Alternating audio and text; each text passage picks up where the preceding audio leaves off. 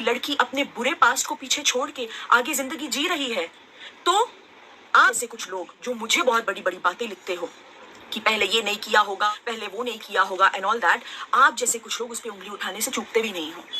सो जब आप लोग ये सो कॉल्ड विमेन एम्पावरमेंट की बातें करते हो ना, अपने बारे में पहले ये सब भी थोड़ा नोटिस। हेलो नमस्कार दोस्तों, जैसे कि आप सभी को पता है दीपिका कक्कर को लोगों ने इतना टारगेट किया। उसकी फर्स्ट प्रेगनेंसी जब उसका बेटा रहन उनके पेट में था, उस समय पर लोगों ने उसका इतना गलत बोला कि अपनी ही बेटी को छोड़कर आ गई और अब फर्स्ट प्रेगनेंसी की रट लगाए बैठे। कितनी झूठी माँ है, उसको लेकर उन्होंने काफ़ी दिन तक चुप्पी साधी, बट आखिर में उसने जवाब दिया और उसके बाद उसका जो गुस्सा फूटा वो आप इस वीडियो में देख सकते हैं। दोस्तों एक्चुअली में दीपिका के एक्स हस्बैंड एक पायलट थे जिसकी दीपिका की शादी हुई महज सिर्फ 2 साल में इन दोनों का तलाक इस वजह से हो गया था। दीपिका ने बताया कि ये उनको बहुत ज़्यादा मारते पीटते थे।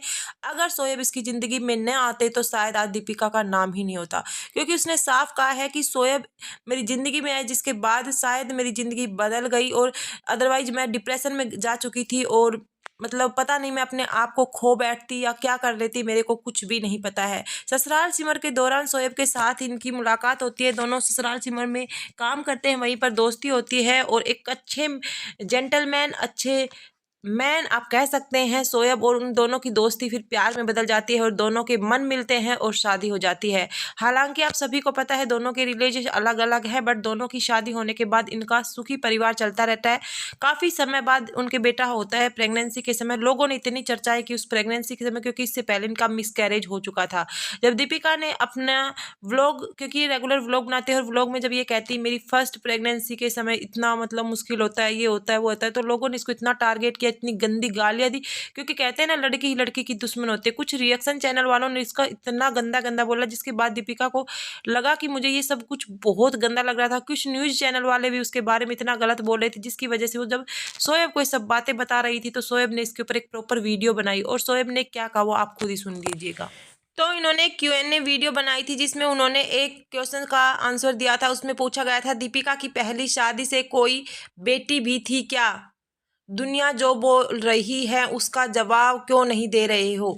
तो उसके बाद शोएब ने कहा मैं इस सवाल को लूंगा जो पिछले कुछ सालों से परेशान कर रहा है। कोई ऐसा कैसे कह सकता है? आइए हम इसका जवाब हमेशा के लिए दे। जिसे मानना होगा मानेंगे, जिन्हें नहीं मानना होगा नहीं मानेंगे। आज इस सवाल का जवाब देंगे, उन्हें साबित करेंगे। आज मैं साफ कर दूंगा ये खबर जिसने भी उठाई है उनमें कोई सच्चाई नहीं है। हमें नहीं पता कि इसका मकसद क्या है। कभी कभी लोग उसकी खामोशी का फायदा उठाते हैं। तो गाइस शोएब का और यही कहना था कि दीपिका बोल नहीं पा रही है, दीपिका की खामोशी का लोग फायदा उठा रहे हैं, और जिन्होंने भी इस सवाल का मतलब उठाया है उसको मतलब पता नहीं क्या चाहिए हमसे। और कहीं ना कहीं ये सवाल ससुराल सिमर के जो भी उसमें टीम थी उन्हीं में से किसी ने उठाया था, जिसकी वजह से उसके ऊपर इतने रिएक्शन बनने लग गए थे। और दीपिका के साथ एक लड़की मतलब जो हमेशा दिखाई देती थी, उसके साथ काफ़ी ज़्यादा पुरानी फोटो थी, उनको वायरल किया जा रहा था। तो दीपिका ने साफ बताया कि वो फोटो जो भी हैं वो ससुराल सिमर में जो उनकी बेटी थी, बेटी का रोल निभाती थी, उस लड़की के साथ मेरे सेट के ऊपर जो फोटो थे वो फोटो थे।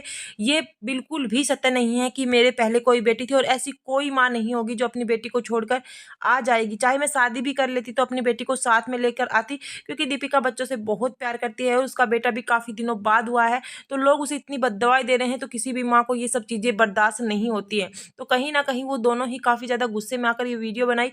और उसके बाद भी उनका एक आज से 2-3 दिन पहले भी एक इंटरव्यू आया था दीपिका ने, जो अभी मास्टर शेफ में काम करी थी। उसके बाद उन्होंने जब उससे ये सवाल पूछा गया था कि आप इस कंट्रोवर्सी में जो भी आपके साथ हो रहा था तो आप इसे कैसे महसूस करती थी, तो उसने कहा मुझे बहुत ज़्यादा बुरा लगता था, बट जिस चीज़ का कोई सत्य ही नहीं होता उसका आंसर देने का कोई जवाब भी नहीं बनता है।